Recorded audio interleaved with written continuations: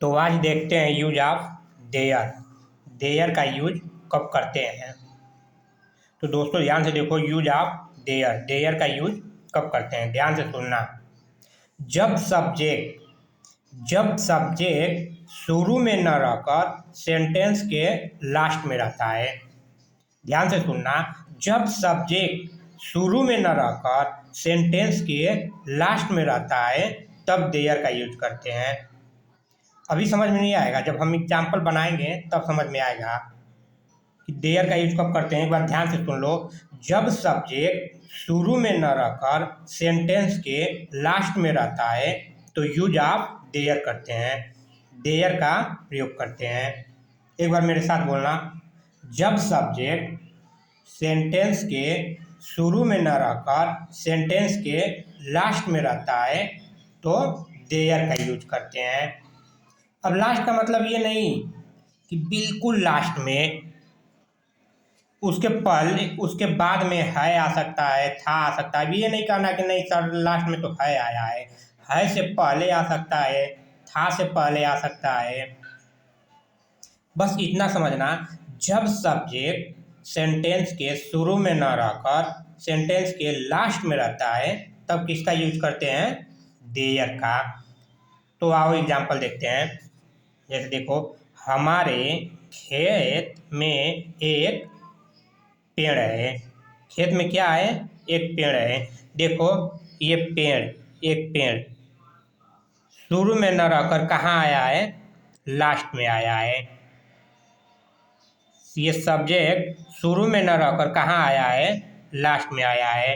तो किसका यूज करेंगे, देयर का। सब्जेक्ट के स्थान पर क्या रहेगा अब, देयर। चलो बनाते हैं। There is a tree. There is a tree in our field. बिल्कुल ऐसा ही बनेगा, बस ध्यान सुनना। जब सब्जेक्ट वाक्य के शुरू में न रहकर वाक्य के लास्ट में आता है तो किसका यूज करते हैं, देयर का। सब्जेक्ट के स्थान पर क्या रखते हैं, देयर। और इसका स्ट्रक्चर यही जाता है। स्ट्रक्चर देख लो, इसका स्ट्रक्चर कैसे रहेगा। आएगा देयर, देयर के बाद आता है, जैसे लास्ट में अगर है रहेगा तो इज एम आर आ जाएगा। इज एम आर या वाज, वर, ये रहेगा। फिर उसके बाद ये तो रहा डमी सब्जेक्ट। उसके बाद जो मेन सब्जेक्ट रहता है, जो मेन सब्जेक्ट रहता है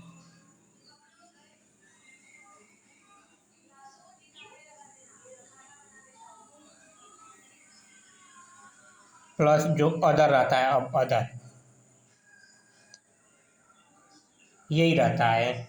there is am are was were plus main subject plus other. मतलब सेंटेंस की स्टार्टिंग किससे करते हैं, देयर से। एक बार फिर से आप सुन लो। जब सब्जेक्ट वाक्य के शुरू में न रहकर वाक्य के लास्ट में रहता है तब सेंटेंस की स्टार्टिंग किससे करते हैं, देयर से। दूसरा एग्जांपल देखो। तुम्हारी कक्षा में 35 विद्यार्थी हैं। क्या है, 35 विद्यार्थी। सेंटेंस के लास्ट में आया है ना। बस अब इसकी स्टार्टिंग किससे होगी, देयर से। देयर से स्टार्ट करो सेंटेंस को, देयर। अब देखो ये मेन सब्जेक्ट 35 प्लूरल है, 35 मोर देन वन है तो प्लूरल है, तो क्या होगा, आर। देयर आर 35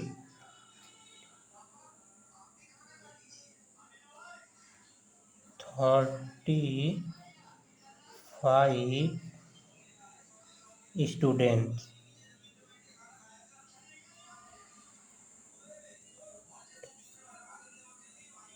देखो देयर आर 35 स्टूडेंट तुम्हारी कक्षा में इन योर क्लास। समझ में आ रहा है स्टूडेंट? तुम्हारी कक्षा में 35 विद्यार्थी हैं, तो there are 35 students in your class. बिल्कुल स्ट्रक्चर पे सबसे पहले there is am are was were में से कोई एक, फिर उसके बाद मेन सब्जेक्ट, फिर उसके बाद अदर। देखो देयर, फिर is am are was were में से कोई एक, फिर मेन सब्जेक्ट, फिर अदर। नेक्स्ट देखो, तुम्हारे घर में एक सांप है। क्या है? सांप है। मेन सब्जेक्ट सेंटेंस के लास्ट में, तो किसका यूज करेंगे? देयर का। ये सेंटेंस की स्टार्टिंग किससे होगी? देयर से। चलो लिखो देयर। सिंगुलर है, सांप एक है, तो देयर इज। अब main subject a snake. There is a snake. अब कहाँ? तुम्हारे घर में। In your house. नेक्स्ट देखते हैं, आगरा में एक जादूगर था। क्या था? जादूगर था। सब्जेक्ट लास्ट में आया है, तो इस सेंटेंस की स्टार्टिंग किससे होगी? देयर से। चलो बनाओ देयर। देखो था है तो क्या रहेगा? वाज। देयर वाज ए, जादूगर की इंग्लिश होती है magician. There was a magician. कहाँ था? आगरा में। इन आगरा। तो दोस्तों एक बार फिर ध्यान से सुन लो, जब सब्जेक्ट शुरू में ना रहकर सेंटेंस के लास्ट में रहता है तो किसका यूज करते हैं? देयर का। उस सेंटेंस की स्टार्टिंग होती है देयर से। देयर के बाद फिर लगाते हैं is am are was were, इसमें से कोई एक, फिर मेन सब्जेक्ट, फिर अदर। और ध्यान से सुन लो एक बात और, इसमें नोट क्या करना है।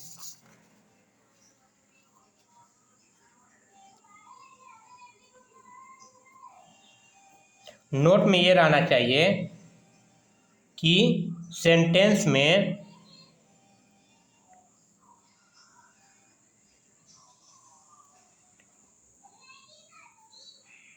हमेशा एक वर्ब होना चाहिए।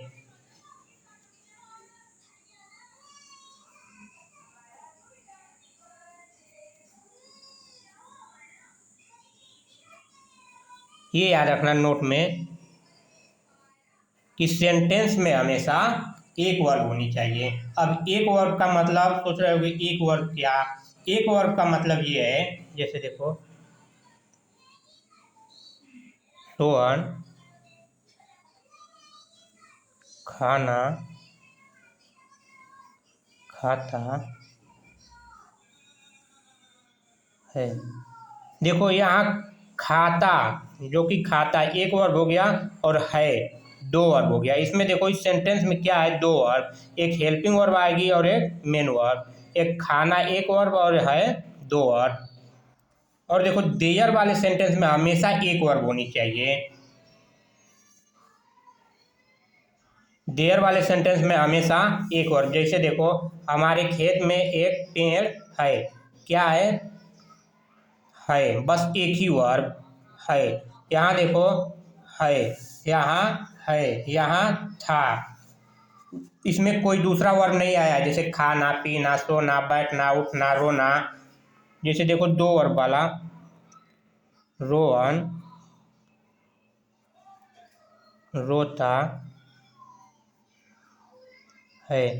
देखो एक तो रोना एक वर्ब है, दो वर्ब। और देयर वाले में जैसे जंगल में एक पेड़ है।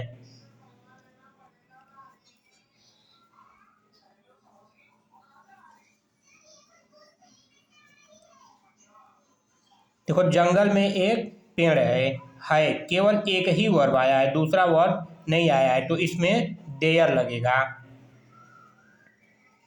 There is a tree in the forest. और जिसमें दो वर्ब आता है उसमें देयर नहीं लगेगा, जिसमें दो वर्ब रहेगा उसमें देयर नहीं लगेगा। ये ध्यान से सुनना कि देयर का यूज कब आता है, कब होता है, जब सेंटेंस में केवल एक ही वर्ब हो। सेंटेंस में हमेशा एक वर्ब होना चाहिए, तब किसका यूज होगा, देयर का। दो वर्ब में नहीं होता है। बस।